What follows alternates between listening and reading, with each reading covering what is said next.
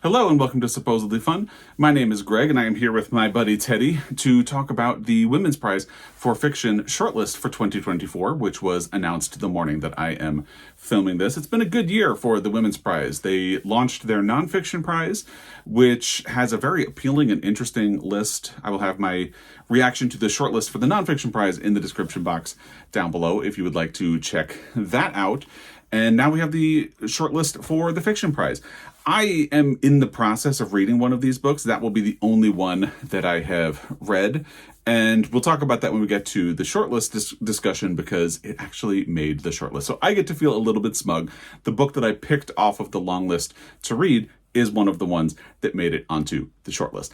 I don't think it will win, but we'll get to that because this will also include discussion of what looks like it's in good position to win.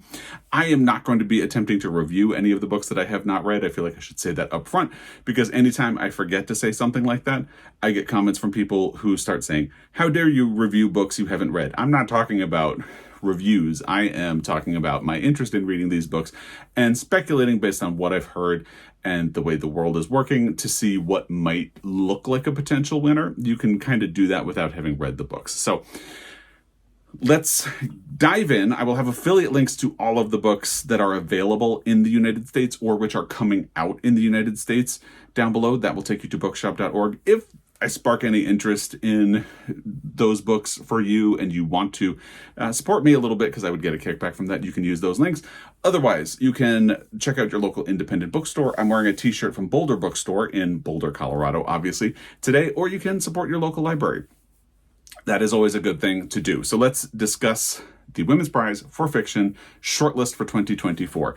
The books that made it onto the shortlist very quickly are The Wren by Anne Enright, Brotherless Night by Vivi Ganeshananthan, Restless Dolly Maunder by Kate Grenville, which is the one that I am currently reading and the only one that I actually have a copy of in my house. Teddy finds it very interesting. And Enter Ghost by Isabella Hamad, Soldier Sailor by Claire Kilroy, and River East, River West by Aubrey Lescure. Before we dive into discussion about the actual books and the books from the long list that we say goodbye to, a quick note from the jury for this year's prize. I will have a link to their website down below if you'd like to check it out. They say, many of the books depict characters who are navigating seismic changes in their identity, undergoing a process of self-reckoning and self-acceptance, with several also dealing with the inheritance of trauma and the resilience of women in overcoming the weight of the past. Half of the books in this year's fiction shortlist also explore the migrant experience through different lenses, offering deeply moving yet distinct explorations of race, identity, and family, of the West's false promise and the magnetism of home. The shortlist encompasses stories that both focus on intimate family relationships as well as those that convey a sweep of history, always with an eye on the particularity of women's experience, whether in the home or in the context of war and upheaval. And we also have a quote from Monica Ali, who is the chair of the judges for this year's prize. Here it is. This year's shortlist features 6 brilliant, thought-provoking, and spellbinding novels that between them capture an enormous breadth of the human experience. Readers will be captivated by the characters, the luminous writing, and the exquisite storytelling. Each book is gloriously compelling and inventive and lingers in the heart and mind long after the final page. Now, I'm not going to spend a lot of time talking about what each of these books is about. If you want that information, I would suggest that you go check out the long list reaction video, which will be linked down below, because I love to use long lists and short lists and best of lists as tools of discovery to help me find books that I haven't read, that I might want to read, and all of that. So when the long list was announced, I went through and looked at each of the books and tried to decide if I was interested in reading any of them. And that is how I ended up with a copy of Restless Dolly Maunder from my local library. And I particularly want to linger on the books that we say goodbye to from the long list. I don't know if there's a Bandit Queens here or a Wandering Souls here, because last year, 2 of my favorite books of the year ended up being books that had been on the Women's Prize long list that didn't make it onto the short list. Obviously, those were Bandit Queens by Parini Shroff and Wandering Souls by Cecily Penn. Great books that had been on the long list and for whatever reason just didn't make it onto the short list. I don't know that that's going to happen again, but if there's a book here that you are sort of feeling devastated that it didn't make it onto the shortlist, let me know. And let's run through the books that we're saying goodbye to right now. First is Hangman by Maya Binyam. I did talk about this book as a long shot for the Pulitzer Prize because it has enough things going for it. It has enough of a pedigree that it feels like something you can't really ignore when it comes to the Pulitzer Prize for fiction. But I think it's a long shot to win the Pulitzer Prize. And I'll have my video with my Pulitzer Prize predictions down below. So I was not entirely surprised to see it in the mix for the Women's Prize for fiction. It's funny how when he starts falling asleep, he always looks to the side like this. I don't know why he does that. But anyway, so that's the first book we say goodbye to. We also say goodbye to In Defense of the Act by Effie Black. I'm not entirely surprised not to see that one make the shortlist because it feels like the premise of In Defense of the Act could really be triggering for a lot of people. It deals with suicide, and that is something that I feel like could go either way. If it's a trigger for you, you could respond badly to the book. Clearly, since it made the longlist, the jury found it to be an interesting discussion of life and death and all of that, but it could have been a difficult sell for a lot of people. Then we had And Then She Fell by Alicia Elliott and The Maiden by Kate Foster. Now, when I did my long list reaction, I actually said that I was more excited to read The Maiden than I was to read Brotherless Night. And feedback after the long list was announced has completely flipped that script. I would actually be much more interested in reading Brotherless Night now than I would to read The Maiden. However, to be fair, I really haven't heard a lot about The Maiden, and the same is actually true of And Then She Fell. So those are two books that it is interesting. I feel like with a lot of book prize stuff going on in general right now, there hasn't been as much discussion of the Women's Prize, the International Booker, and all of that this year. And I think I have started seeing some of it pop up, but it seems like it's been popping up a little bit later, like people posting their impressions of the long list. They didn't jump on it in the way that they usually would. So I would be interested in hearing more feedback about The Maiden and Then She Fell, but the feedback I have heard is really centered on other books and made me more excited for them. So while originally I was more excited to read The Maiden than Brotherless Night, that is not the case anymore. We also say goodbye to 8 Lives of a Century-Old Trickster by Mireille Lee and The Blue Beautiful World by Karen Lord. That is the one book off of the long list that I could pretty handily, easily say I was not interested in reading. And credit to anyone who is interested. Clearly, the jury for the Women's Prize this year is a fan. I have a sort of default reaction to books about aliens. I'm just not really immediately interested in them. It means there is potential that I could be interested in reading one or that I would find one good if I read it, but it's a bit of a tough sell for me. So I'm sort of not surprised to see it not on the short list here. And I feel like books like this are why I don't see potential for a Bandit Queens or a Wandering Souls this year. But again, let me know what you think. And then Western Lane by Chetna Maru, which was a heavy hitter in here because it had been shortlisted for the Booker Prize. It felt like a bit of a cilantro book. People loved it. People hated it when they read it for the Booker Prize. But so I'm not entirely surprised to see it not move forward, but I did kind of think to myself that it had a good chance since there are clearly a lot of people who have also really liked Western Lane by Chetna Maru. We also have Night Bloom by Peace Adze Medea, which we say goodbye to, Ordinary Human Failings by Megan Nolan, and A Trace of Sun by Pam Williams, which was a book that in my long list reaction, I said the premise of it sounded a little too familiar. So again, I'm not entirely surprised. So I do feel like this year, I'm not seeing a Bandit Queens or a Wandering Souls, which, were two books that I would say should have made the shortlist last year because they were great. And again, they were in my favorite books of 2023. So if you disagree, let me know. But I don't see anything like those two in this list. Let's start talking about the actual shortlist because that's what we're here to do. While I get kisses from Teddy. So the first book that I want to talk about that made the shortlist is The Wren by Anne Enright. One of, I think, 2 Irish authors on the list. There had been a couple, maybe 3 on the long list. I'm blanking on that. But yeah, so Anne Enright is Irish. It is interesting how discussion of books that have made a long list can change over time. I heard great things about the Wren last year. I've heard great things about Anne Enright, who has won a Booker Prize for a book called The Gathering. Let me shift a little bit because Teddy is clearly getting restless. Yeah, he wanted to say goodbye. So we're going to let Teddy go and we'll continue. So I've heard great things about Anne Enright and the Wren, and a lot of people were excited when it made the long list. And I was inspired enough that I added it to my TBR for the month of March when I was reading Irish books. I didn't get to it, but I just heard so many good things that when it made the long list for the Women's Prize for Fiction, I immediately added it to my TBR, and I haven't gotten around to it. Conversation has interestingly flipped because in my Friday Reads last week, where I discussed 3 books that I would be shocked to not see on the shortlist, The Wren was one of them.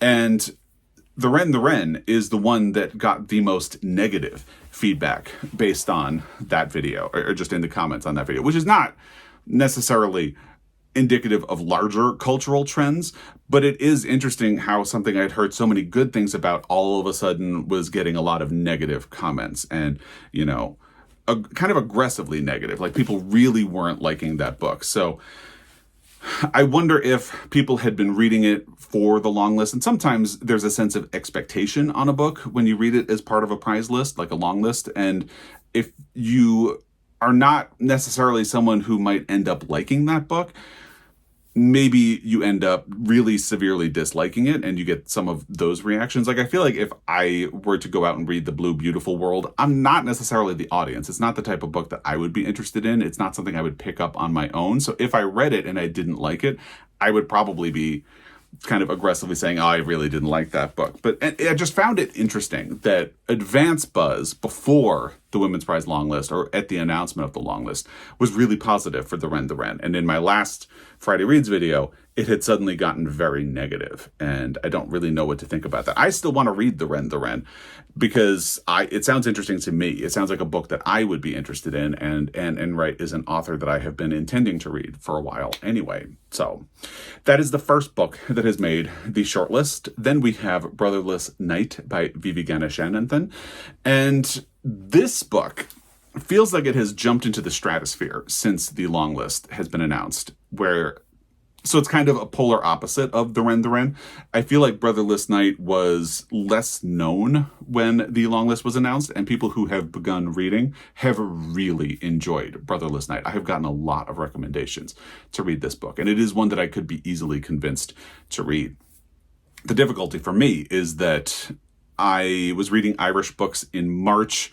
I'm having a slow go of things right now, and for most of May, I'm going to be on vacation, and then in June, I'm going to be reading Pride reading. And so any of these books that I really want to get to, they either had to be immediately available to me, like Restless Dolly Maunder, or they are going to be something that I'm going to have to catch up on later in the year when the winner has already been announced. It is very likely that I would want to read Brotherless Night. It's just unlikely to happen before July at this point because I've heard so many good things about it. And again, it feels like, unlike the Wren, which started out as a very known quantity that people were liking, and now I'm getting a lot of negative comments about, it feels like Brotherless Night was more of an unknown quantity in the beginning, and it's just rising in people's estimations. I feel like Brotherless Night is one of 2 top contenders for the prize this year. And it's interesting because Brotherless Night is also on the shortlist for the Carol Shields Prize for Fiction, which I will have my reaction video down below for if you'd like to check that out. And I don't know if the Women's Prize will want to recognize something that has won a big literary prize, because the Carol Shields Prize will be announced before the Women's Prize, June 13th. I should have mentioned that. So last year, Demon Copperhead won the Women's Prize, and it had already won the Pulitzer Prize for Fiction. And people don't necessarily like it when you talk about other considerations that might go into a book prize, but, you know, the world is what it is. So other considerations do sometimes come in, and you have to have political maneuvering. Sometimes a jury doesn't want to recognize something that has already been recognized. They want to sort of stand out on their own. I don't know what that will mean for Brotherless Night, if it ends up meaning anything. Clearly last year, they were not too concerned about recognizing a book that had already won the Pulitzer Prize for fiction. So will they be concerned about the Carol Shields Prize for fiction, which is still a prize that is new and not as established as either the Women's Prize or the Pulitzer Prize for fiction? So there's a chance they might not care. But it does put Brotherless Night in a sort of interesting position. However, a lot of people have been enjoying it. So we'll see what happens. Then there is Restless Dolly Maunder, which is the book that I am currently reading. I have a little under 100 pages left in this book. And I did mention this one in my Friday Reads video last week. I didn't include it in my list of 3 books that I would be shocked if they're not on the list. But I did mention it because I was currently reading it and kind of mentioned, like, I feel like it could go either way. Here's my thing about this book. Kate Granville has already won the Women's Prize. I believe she won it back when it was called the Orange Prize. And the thing about this book is I find it very interesting. I am enjoying it, but I do think it spoon feeds the reader a little too much. And as the book has gone on, that has gotten a little more irritating to me.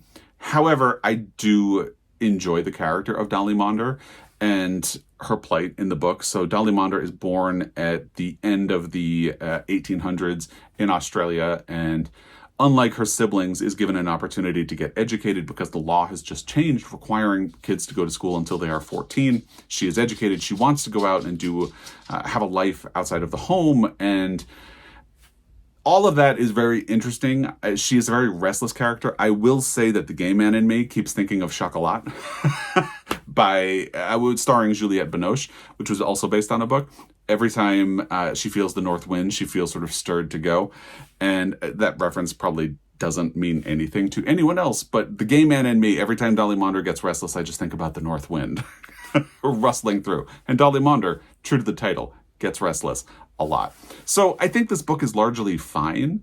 I still have a little less than 100 pages left, so we'll see how it goes. But I don't really see it as a contender for the win. You never know, especially since Kate Granville has already won. I think last year, Barbara Kingsolver became the first person to have won 2 women's prizes for fiction, but Demon Copperhead is something that was undeniable. I don't see Restless Dolly Maunder as being undeniable, even though it has truly stunning end papers. I mean, so we'll see what happens. Like I said, I don't feel entirely surprised to see it on the shortlist because it really does fit the brief for the Women's Prize. And let me pull up what they said again. Books that convey a sweep of history, always with an eye on the particularity of women's experience, whether in the home or in the context of war and political upheaval. I mean, that could very specifically be referring to Restless Dolly Maunder. So it fits the brief of the Women's Prize, but in practice, I feel like it's just a fine book. Being honest. If you've been reading it, I would love to hear what you thought of it in the comment section down below. Maybe I'm alone in that, but that has been my impression of the book so far. And then there's Enter Ghost by Isabella Hamad. So my 3 predictions for the books that I thought would absolutely be on the shortlist were The Wren, Brotherless Night, and Enter Ghost by Isabella Hamad. They seemed to be the books that people were most excited about when the Longlist was announced, and they've been getting a lot of really positive feedback as well. I will say I had originally thought that Enter Ghost sounded like it could go far in this competition simply based on political concerns, based on where the book is set, what it is doing, and timely considerations in the world itself. Again, people don't necessarily like to hear that. They like to come back and say, well, the best book should win, and that should be the only consideration. But best is subjective, and other considerations do frequently come in. So that was why I originally, reacting to the Longlist, thought that Enter Ghost seemed like it had a really good shot at being on the shortlist and potentially for the win. But here's the thing. I've been getting a lot of really great feedback about Enter Ghost since it was on the Longlist. I mean, positive feedback just immediately started pouring in. So there is a lot of love and goodwill for Enter Ghost. It's kind of in the same position as Brotherless Night. It felt like a little bit more of an unknown quantity when the Longlist was announced, unlike The Wren. And as people have discovered it and read it, they have really quite responded to it. And the same is true of Brotherless Night. So I feel like the competition right now is coming down to Brotherless Night and Enter Ghost. and it will be really interesting to see what happens. Again, Brotherless Night does have the Carol Shields Prize out there. I don't know what that's going to ultimately mean for anything, so maybe they'll lean toward Enter Ghost, but I've just been hearing really great things about both books, so it could have nothing to do with outside political considerations of like another prize potentially awarding their prize to one of these books this year, or, you know, the fact that Enter Ghost seems to tie into some political concerns happening in the world today. It could just end up being what people always say it should be, the best book should win. And they both sound like really interesting books. I do think I would be more interested in reading Brotherless Night than Enter Ghost, but I've heard so many good things about Enter Ghost. So if it ends up winning, I could potentially put it on my list of books to catch up to in the second half of the year. And then we have Soldier Sailor by Claire Kilroy. I feel like conversation on this book has been a bit muted. And in my reaction video to the Longlist, I did say that I wanted to sort of hold off to hear a bit more about Soldier Sailor and get people's reactions to it. And that's where it's been a little bit frustrating because, you know, a lot of the time, people immediately start reading the long list and they'll post videos as they work through and all of that. And it feels like we haven't been getting a lot of that, or at least I haven't been seeing a whole lot of that. And now, as the long list has been becoming the short list, I've started seeing a couple of videos that I haven't had time to catch up to. So I haven't gotten that feedback on Soldier Sailor yet. And I do think a lot of that has to do with the fact that it is not actually released in the United States yet. It will be released in the United States in June, a little over a week before the prize is announced. Again, the prize will be announced on June 13th. So that's a bit of a frustration. I wish I was hearing more about this book because it does sound like it could potentially be interesting, but, and also because people haven't really been talking about it, I don't quite know where it might stand in that mix with the Ren, Brotherless Night, and Enter Ghost. And again, I feel like Brotherless Night and Enter Ghost are the ones that are sort of pulling away from the pack. Again, I will be surprised if Restless Dolly Maunder ends up winning, even though it does pretty perfectly fit the brief for the Women's Prize. And the final book on the shortlist for the Women's Prize for Fiction is River East, River West by Aub Ray Lescure. And this does sound like an interesting book, but I'm going to kind of put it in the same camp as Soldier Sailor. I feel like I was waiting for people to really respond to that book, and they haven't. But people have been responding to Brotherless Night and Enter Ghost. So it just feels like that is where the enthusiasm for this prize is right now, Brotherless Night and Enter Ghost. So that seems to be where all of the momentum is going. But it will be interesting to see what happens now that the shortlist has been announced. I think also with a lot of book prize stuff going on, you know, in addition to the Women's Prize for Fiction, the Women's Prize announced its nonfiction prize, which I mentioned earlier. So a lot of people have been reading through the long list and the shortlist for that. There's still the International Booker Prize. The Carol Shields Prize seems to have made a lot of headway in getting attention this year, which I think is a good thing. So there's just a lot going on. And I think people have been prioritizing the shortlist of the Women's Prize. So it will be interesting to see what happens now that we have the shortlist and get some feedback on these. I think for me as a reader, again, I'm not trying to review these books other than Restless Dolly Maunder, which I am almost finished with. But as a reader, I gravitate the most toward the Ren, Brotherless Night, and Enter Ghost. But I would prioritize the Ren, and Brotherless Night over Enter Ghost. And if you told me I could only pick one book off of the shortlist to read, I'm a bit torn between the Ren, and Brotherless Night, because I think me on my own would say the Ren. But because it might win the Women's Prize or the Carol Shields Prize, I would be inclined to say Brotherless Night. So I'm sort of torn. But, you know, if you take all prize considerations out of it, the Ren sounds like a book that it would be interesting to me as a reader, because I love a complicated family story, and that sort of ties into a difficult relationship with a father who had a very different public face from what his daughter experienced. And I feel like that appeals to me as someone who reads books. So if you told me to only read one book off of the list, it would be the Ren, but I don't necessarily think that is the book that will win.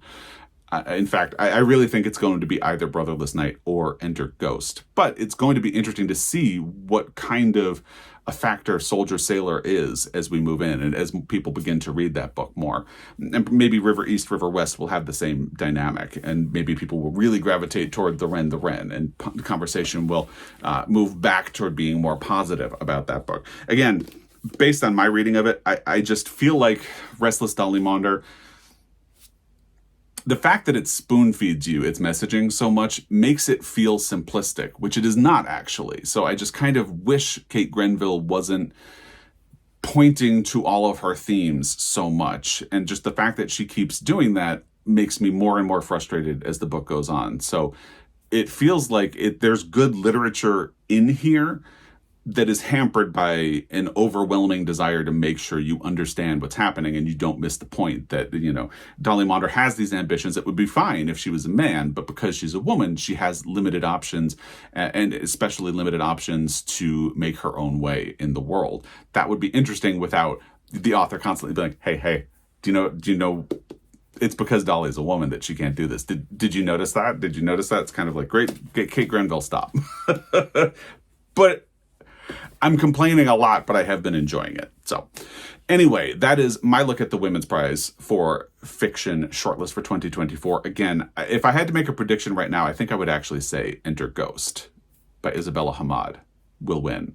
But Brotherless Night could be an easy spoiler for that. So I'd love to hear what you think is going to win in the comment section down below. I'd love to hear if you are devastated about any of the books that didn't make it onto the shortlist.